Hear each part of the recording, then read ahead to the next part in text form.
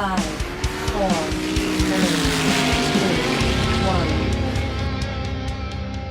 Hello and welcome to episode 13 of the Race Hangover. I'm Austin Terry, your host, and as you can see, none of these guys are Katie Lavudler. Yeah, she is on the road to unknown, unmarked location, which I will not be revealing. And so it's just me today. I brought in some guests, so it isn't just a one-man show and me yapping. But as next week's episode will be the preview episode when Katie, I think, is back. I think so. Um, we have something different for you guys. So the outlook of today, we're gonna have a little debate to start off with. I have a couple questions lined up for these two gentlemen. If you want to introduce yourselves, Dan or Jacob can go first. Either one. Go ahead. And he's muted. And he's mudded. Fuck's sake. My fault. I'm Jacob Cullen, a depressed Ferrari fan. You may remember me a couple weeks ago yapping about why I am a depressed Ferrari fan, but yeah, that's me. I'm Daniel, and I'm a Red Bull fan, and seeing how it's going, I think I'm going to be depressed with Jacob soon enough. Yeah, I just brought these guys on here to flex. That was all I was doing, or with my McLaren status. Anyways, so we'll just kick off into the debate. First of all, I just want to thank you guys for coming on, and saving my ass as I had no other option. I had no other ideas had they not been here. So, okay, how this is gonna work? I'll put up a question. Each guy will have, I don't know, let's just say call it 3 minutes. If you want to cut your time short, whatever. 3 minutes to bring your point of yay or nay on these questions, and any questions from you two? No, go ahead. Let's get into it. Let's get into it. So we're gonna start with Jacob, as he's a well, not a regular, but he's a former member of the show. So the first question I have is, will Max Verstappen leave Red Bull to join Mercedes either now or at the end of the season? I think absolutely. I think he is tired of everything that's gone on this year and just tired of Red Bull in general. The car hasn't looked great at all this year. Like, I think he is the reason that they're even competing for anything right now. I think he's kind of fed up, and Mercedes has not signed George Russell yet, which is a very questioning thing. Like, I don't understand why they wouldn't have.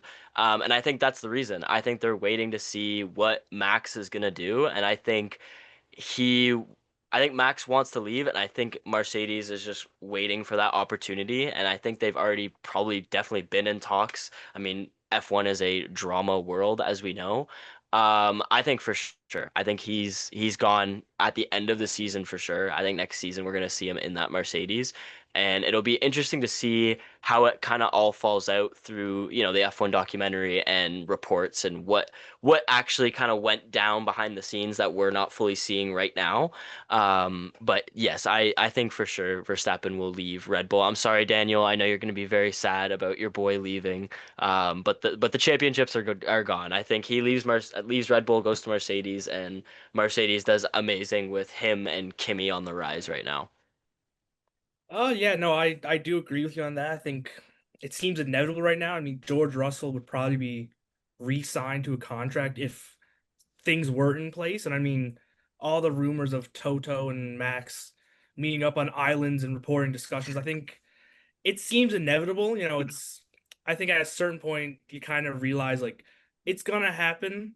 And I do think it's gonna be the end of the season. Like people are like, is it the end? Is he gonna opt out or is he gonna wait till his contract is up? I think a big money move to Mercedes, and like I said, I think it was obviously George was always the man out because you weren't gonna have a Max George pairing because that wouldn't be probably the prettiest, seeing as what happened the last couple of years. But I think, yeah, it's all but confirmed. I feel like because the amount of reports that come out and leaked photos, so-called leaked photos, and it's bound to happen. I didn't want to see it happen, but it's definitely coming up soon.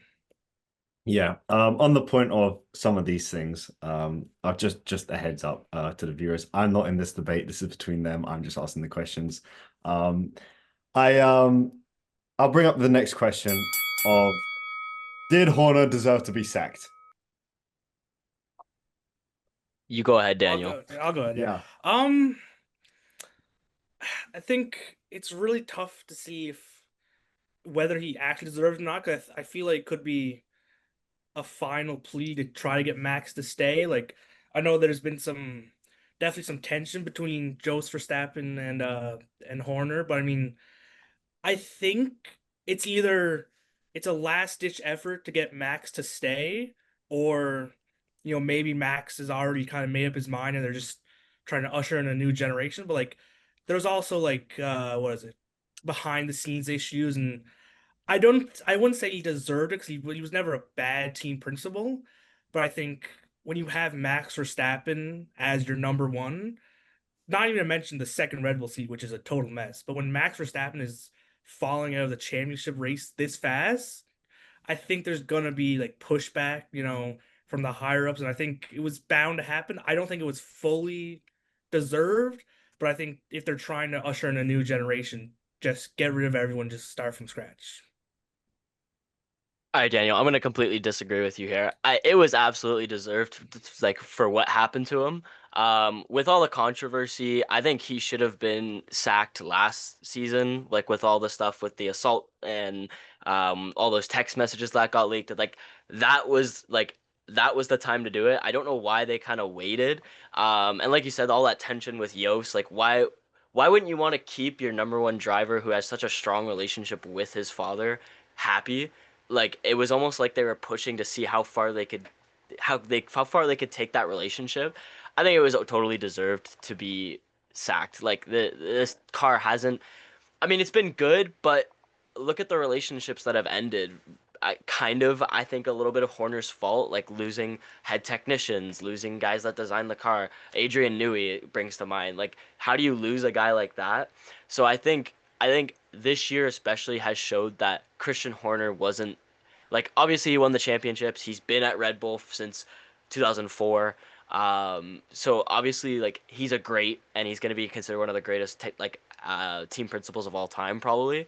But deserved right now, yes, I think it should have happened last year. But what can you do? And this car has not looked great. Their strategies have not looked great. And the constant switching of the second seat has been terrible. Like we're finally at Yuki, and even Yuki's not really performing. And there was rumors after that first race that he might get kicked out. It's like, what are you trying to achieve? Like you have to let the driver get used to the car. I think it was totally deserved.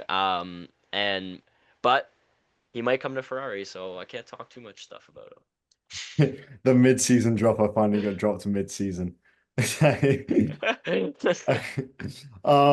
Okay, so on to a third point. We'll get off of Horner and Red Bull and all that fun stuff. But this one's a bit personal for kind of for Jacob. Will Lewis Hamilton get his eighth world championship in a Ferrari? Not this season, of course. I think this is a two-horse race. Everyone's out of it. But in I don't know, probably the near future, as Lewis doesn't probably have that much long left. I just want to say, of course, you think it's a two-horse race. All right, we're Ferrari. We're coming back. The comeback's gonna be so real, you're not even gonna expect it. Anyways, Lewis getting his eighth championship in a Ferrari. I will say it's unlikely. I think it's generally. I'm just gonna say no. I think it's generally unlikely that he's gonna win another championship in any car. But especially Ferrari, like it, our strategy doesn't match him at all. Like I think Charles has kind of gotten used to how crazy our strategies can be, so he can kind of adapt to it. But Lewis doesn't have the time to adapt to it, and he just like doesn't look happy there. Like he hasn't looked like Lewis Hamilton, except maybe at the Silverstone race. Like that was I think the most he's looked like Lewis and happy and comfortable in a car. So I'm just gonna flat out say no. I think overall, he's not gonna win a eighth championship, but if it's gonna be in any car, it's not gonna be a Ferrari. I think he maybe even moves next season, and we bring in a different driver. But if it's gonna be maybe a different car, but yeah, it's definitely not gonna be a Ferrari. Unfortunately, I would love to see Lewis win it in a Ferrari. I think that would be like legendary if he did something like that. Obviously, He's got like 2, maybe 3 years left, but I don't think it'll be a Ferrari. It's not gonna happen. I wish it was, but it's not gonna happen. Yeah, no, I couldn't have said that better myself. I think if he does happen, like he's not like, I wouldn't say washed and he should retire, but like he's getting up there in age. Like I don't think he has many great years left of being able to compete. And I think when he joined Ferrari, there's obviously the obvious, like, Ferrari's kind of a mess. Like, can Lewis kind of like help turn around? And I think if you were to leave at the end of this, sorry, if he was to leave at the end of this season, I think it's the odds of him winning his eighth, it definitely gets moved up. But like in the Ferrari this year, and if he stays next year, I just don't see it happening. Not only because of how messy Ferrari is in terms of like the team principle and all that, I just think it's also the cars play a big role. Like the McLarens are just seem absolutely dominant. And when you got that, like, it just doesn't seem like the Ferrari's up there as well this season. So you pair on, he's not really the second driver, but he's not the fully main star like Leclerc, and the whole issues with Ferrari. It's like, you know, I just don't see it happening in Ferrari. But if he moves at the end of the season, I think it is more likely. But at the same time, where else would he go if he leaves Ferrari at the end of the season? Yeah, I think if somehow Ferrari built a rocket ship again, which they haven't been able to do in a while, they would still prioritize Leclerc over Yeah. Lewis Hamilton, and I don't think it would sit well with Lewis as well, because every time Lewis has had something like a different strategy that he says like, "Oh, please, let's try this," they just pretty much just say, "Yeah, no, we're gonna go with Plan F," and just completely screw up both of their races. So I think even if I don't think Ferrari is the right team to do it at, unless something changes overnight with them. Like unless they build a rocket ship after the mid-season break and just go for it. I don't see anything happening with them. But I mean, who knows? If I mean, you, the you put regulations could. I yeah, mean, depending on next year with the new car, like maybe he like turns back the clock and he's like a goat in that car again and just absolutely dog walks the competition. But again, I still think, like you guys said, like they're just gonna prioritize Leclerc over Lewis because Leclerc, they want him forever, and if they picked Lewis for a season, I feel like he'd be very not very happy with that. yeah. The regulation, like you said, yeah, the regulations could be huge, but Lewis Hamilton is no stranger to like supercars. They he get him on the fastest car in the grid, and he is probably the best driver on the grid. It's Mhm. it's, it's a non-negotiable thing. So it's a case of if they give him the car, see how it works with him. But it's just a case of getting in the car at that point. I don't think Ferrari have that in their capabilities as of this moment. But the regulations could change things. Like McLaren could drop to the back of the grid like they were a couple of years ago, and everything could be jumbled. Aston Martin could be the fastest car. we, Shout out we Lance could Stroll. we could get a Lance Stroll World Drivers' Championship. Now that is something. Um, so on to my last question before we move on to another segment. Um, just cap this off. Lando or Oscar World Drivers' Championship, because as of right now, it is a two-horse race. So if you had to pick one right now, give your reasons, go. Uh, I'm glad I can go first on this one because I feel, depending on what Jacob's opinion is, I think it's Oscar by a kind of far mile there. I think the two is biggest reasons is one, like, Oscar seems to handle everything better. Like pressure. The whole joke of him being just like a chill guy. I feel like when you're neck and neck with your own teammate for a championship, I feel like he's the one you want as your main driver. He can handle everything, as well as Lando feels like the not only like how he handles pressure, but like what Oscar's third season, Lando's like sixth or something. There's been more pressure on Lando as he's supposedly the number one driver for McLaren. And I think all that pressure keeps building up, and Oscar is also dominating. They're both dominating this season. But when Oscar kind of just comes in 2 seasons ago and they're kind of like already leveling his performances, I think that you saw, like, you hear on the radio of Lando like asking for help when talking about his own teammate. Like when your driver's like kind of worried about the same team, it's not the best look. But like, yeah, I think it's just pressure, and I think Oscar handles pressure like almost no other driver on the grid can. I'm gonna say Lando. I'm not a huge Oscar guy. I'm not like I think give him time, give him time. But I think McLaren should focus on giving Land like obviously it's a toss up, but they're still driving and stuff. But I think McLaren should prioritize Lando, and I think they've said that multiple times. And I think they're still gonna do that. And I think near this end of the season, if they have a choice between the two, like if it's a tight race, 1-2, and they're getting really dangerous, I think they're gonna prioritize Lando still. I still think right now, I think Lando might still be the better driver in my opinion. He seems more relaxed and more professional in some ways, whereas Oscar makes like silly mistakes. Like we saw it in Silverstone where he just like slammed on his brake and got that 10-second penalty. Like, yeah, you can argue that that's a harsh penalty, but that could have caused a 3 to 4 car crash that could have put lives in danger, especially in a wet race.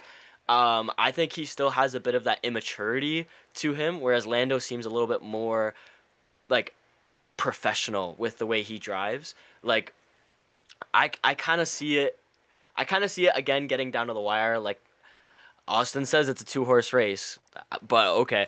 But I think if it does come down to this wire and there's no other competitors, I think when it comes down to it, Lando's still the better driver, and McLaren wants to prioritize him more, because they're gonna have Oscar for a while, and if anything, they just want to win the constructors, which again they're probably going to anyways.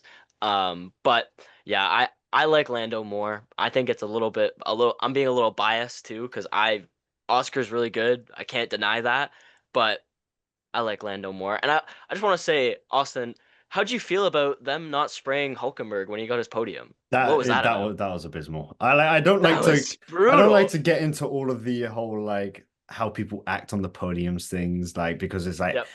you see it online, people are like ready to like kill people over like, oh, they didn't spray this Yep. person. Like, but it's still bad. Like they should have put Oscar and Lando themselves. Like Lando was just happy it's he won a time race, blah blah blah. Great moment for him. Oscar, of course, didn't think he should have got that penalty. Thinks he should have won the race, but him being sour ended up making Lando's a bit sour as well, and Hulkenberg was just out of it completely. Like that was probably the biggest moment of his. It is the biggest moment of his career, Yeah. and Yep. they Yep. couldn't put aside a petty little incident on the track that just. Like other than the thing, oh Hulkenberg, like Oscar was aware Hulkenberg got that podium, or at least Hulk got the podium. Like that's the highlight of the day. Then go show it, spray him with the champagne, like make it a very memorable moment for him. It was just I don't like to get into all that stuff. It's a bit odd, but Yep. Yep. Fair enough. it's yeah. I think they should have acted more. Both of them should have acted more mature because they both ignored Hulk and it was wrong. But I just want to put a little piece in on the Lando Oscar thing. They Lando hasn't seemed to click with the car yet. Like Monaco, it seemed he clicked like there's flashes of him clicking with the car in times. Like Monaco, you saw it happen. Australia, it happened, but he hasn't been a consistent thing with the car. Lando's even come out himself and been like, I haven't clicked with the car yet. I'm still getting used to it. It's a completely, despite it being looking like the same rocket ship as last year, it's a completely different car. And I think once Lando clicks with that car, people will start seeing that the driver that he is instead of the bottle job and whatever. Once he clicks with it, which I think will probably appear after the mid-season break because he's won the last two races. He's confident going into Spa. If he wins in Spa again, I think he's leading the championship if he wins in Spa. And if going into the mid-season break, that'll fuel him with everything he needs. If he can get more time in the car, everything, whatever, he'll be fine. But that's also biased. Lando has been my favorite driver since he's been on the grid, I think. So I'm just happy that he's in this opportunity. And he would have been, I think it would have been tied or something had he not have smacked into the back of Oscar in Canada. But I mean, comparison is a thief of joy. Let's just enjoy this battle, guys. It's it's a very very entertaining battle, and it's starting to bring us more and more moments. At the start, it was very passive, but we're getting more and more moments out of things. And Verstappen had his occasional wins. where he just appear out of nowhere. Even in Silverstone, he got that pole. He proved that he can still, like, if they gave him more of a car, it can happen. But I think I saw a report saying Red Bull's kind of ditching this year and focusing on the regulations. So I Mm. think Verstappen this year might be a bit far stretched to say you'll get another world championship, but who knows? Anything can happen in F1.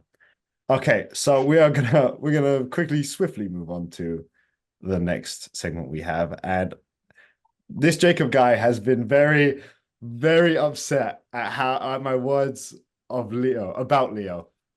If you're for some reason unaware of it, I prefer Roscoe to Leo. I think Roscoe is a better than Leo, just in every way, shape, and form. Jacob does not think so, and I've told he has something for us. So me and Dan can sit and I watch this. I'm gonna share my screen here. I hope it lets me. Welcome to the presentation. Why Leo Leclerc is miles better than Roscoe Hamilton. You can see Leo on the bottom right there. Big dogging Roscoe in the tiny little corner there. Let's move on. Let's start it. Meet the competition. All right, we got Leo Leclerc. You know, he's a Labrador Retriever. His owner is the Golden Boy, Charles Leclerc. He's got chill vibes. You know, he's a little goofy looking. He's lovable. And then we got Roscoe right on the side. I just want to say, while I was putting this presentation together, when I grabbed pictures of Roscoe, because he's so thick, it wouldn't fit. Nothing would fit. Anyways, he's a bulldog. You know, his owner's Unc Lewis Hamilton. He's tough. You know, he's a vegan. He's a bit of a fashion icon, and of course, he's a little tubby. Um, let's go with cuteness here. All right, we got Leo. Look at those big eyes, right? You could get lost in those eyes. Am I right? Am I wrong here? Am I right? Am I right? Petable golden coat. Look how pretty that dog is. He's so small. He's so cute. Just like the fact that I even have to bring this up is ridiculous. He always looks tired. Just like even this, he's carrying around his little pass. He still looks tired. How cute is that? How cute is that, Austin? Come on now. Come on now. Now we got Roscoe, right? He's got that bulldog charm, right? Like that cute squishable face, but he looks more funny cute than actually cute. You know what I mean? Like a bulldog isn't actually a cute dog. They're literally just cute because we think they're funny. Maybe that's an unpopular opinion, but that's my take. That's my take. And he always looks grumpy. Like he always looks mad. Look at Leo, bro. He's just chilling. He's just having a good time. He's got his F1 pass, and we got Roscoe over here. He just looks mad. Like, what are you mad at? Like, you're rich, content wise. All right, look at this. He sleeps with Charles. Leo sleeps with Charles. By the way, I wish. But look how cute this is, right? Right? He photobombed a Zoom call. I didn't get that picture, but that happened. Very cute. The fact that he photobombed the Ferrari like team meeting Zoom call. And he's a small golden retriever. Again, do I have to say it? Small golden retriever. Golden retrievers are one of the best dogs anyways. And he's got a tiny one. Roscoe, on the other hand, this dog's too bougie. I don't even know if I spelt that right, but he's too bougie. This guy's too fancy for me. All right? He lives in like a VIP world. He's distant from public view. The vibes are off. Like he just seems like it's too secretive, you know what I mean? And this dog has his own assistant. Leo is his own assistant. He don't need that. He don't need that. That's why he's the better one. Um moving on. We got owner relationship, all right? Leo is in a like look at this emotional support he's given Charles here. After already, being on Ferrari, Charles deals with enough. He needs a dog like this. Look how cute this picture is. Charles literally acts like his dad. I know all pet owners act like their parents and stuff, but like he's literally the father of this dog. I don't care. Like you couldn't convince me otherwise. And they're actually homies. You know what I mean? Like they're actually like I could see them like dapping each other up. You know what I mean? Like these guys are homies. Roscoe with Lewis, it's like two celebrities. It's like they meet once in a while and it's like okay, cool, like wow.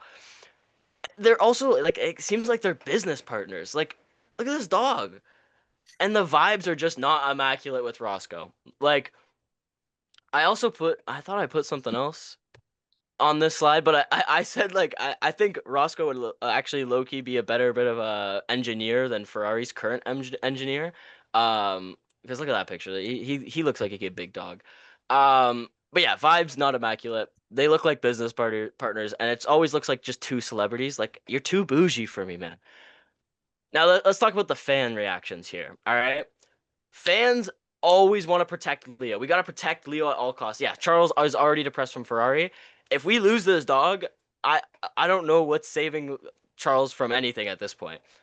And even non Ferrari fans agree that this dog is cute as hell, except Terry, obviously, because he hates Leo for some reason. Um, Roscoe, we don't see him enough. You know what I mean? Like we barely like we saw him what in Silverstone this year. That's it. Like bring him. If he was around more, maybe I'd like him more. But he's never there. Again, this guy's a celebrity. Cute, but like okay, we get it. You're rich. Like he seems like he's flexing on us. Like he's always wearing these fancy sunglasses and these fancy ass like fancy clothes. Like what are we doing here? What are we doing? Also I there's the thing. I thought it was on the other side, but better engineer than Ferrari though. Yeah, he would be. Even though I think Leo's better, he would probably be a better engineer than Leo. Oh, I made the same slide twice. Final verdict. There's me. Um, Overall, Leo cuter. Fans like him more, I think, because we don't see Roscoe. This guy's too famous to like come out in public.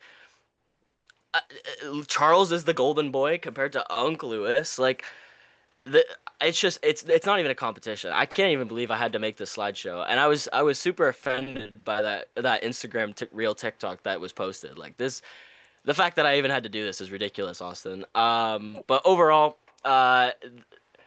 Leo Leclerc is miles ahead of Roscoe Hamilton. Again, do I even have to go back to this? Look at these pictures. Like, what dog would you rather have here? Like, Daniel, come on, help me out here. I think Leo's better. I think Austin's been way Thank too you. hard. Thank He's a little golden retriever, and Austin acts like he's the worst like thing he's ever put his eyes on. And I just think it's a bit of British bias, maybe. I don't like it. I That's think what I think. Leo. They're both cool, but Leo, just look at that. Come on, Austin. Come on. Come on now, Guys, come guys, on. guys, you're forgetting Roscoe has been through loss. Roscoe lost his sister. Oh, we're running out of time. What? He's lost his sister. He's deaf now. Roscoe can't even hear this. And he's old, guys. You guys just hate old things. This is why you prefer Leclerc to Hamilton because he's old. Yeah, exactly. Yeah, pretty much. That was still a great presentation. I enjoyed that. Thank you. That Thank was you. good. For the last couple of minutes, I'd say I'm going to give you guys the opportunities to talk about your favorite drivers, your favorite team, honestly, any topic you would like. I'll give the floor to Dan first because you just got that presentation. So anything you want to chat about, whether it's I need a break. Verstappen, whether it's Red Bull, whether it's Alpine or anything, I don't know. Go ahead. I'm gonna go in a bit of different direction, but I think it's a bit underrated looking at this season. Aston Martin. First off, you got rookie Alonso and the great Canadian man that he is. Not you and the Lance rookie Stroll. talk as well. Oh my god. Alonso and Stroll, they're both doing great. Like, look at the Silverstone race. Both finished at points. I think like P7 and P9. Like, that's impressive. Also, Aston Martin, it's a James Bond car. That's just cool. But I think like when you look at the championship standings, I think Lance Stroll still gets all the hate online about, he's a paid driver and he's not very good. He causes crashes, yada yada. But like he's doing pretty good. Like he's not. I don't know if he's top 10, but like he's better than Lawson and Sonoda in terms of rankings. And like I think this season, especially the Silverstone race, with how bad the conditions were now, like it's not just the car, the driver has to be good and able to maneuver through those kind of just the weather and all that. I think it was just a great race, and I'm really glad to see how well Stroll and Alonso are doing.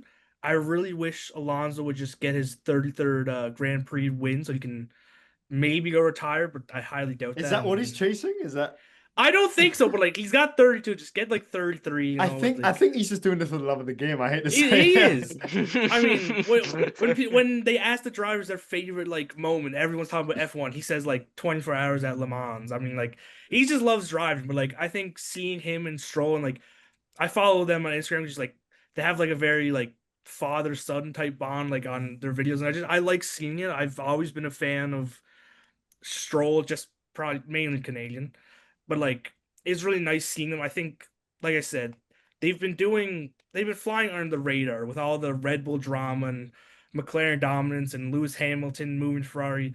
They've really just kind of like been just a solid team and both solid seasons for each driver. And like I said, they're not getting the respect they deserve. And I understand it's a crazy season. I mean, every season of F1 has its own ups and downs, but I've really enjoyed seeing how they've been doing these last few races. I also want to point out Alonso is like it's like almost like Tony Ferguson, like just doing it for the love of the game at that point. Like Yeah. you're not gonna win, but it's very entertaining to see you out there. He's just driving to drive at this point. Yeah. I'll let Jacob now indulge into whatever he wants to chat about, whether it's more Ferrari strategy or whatever.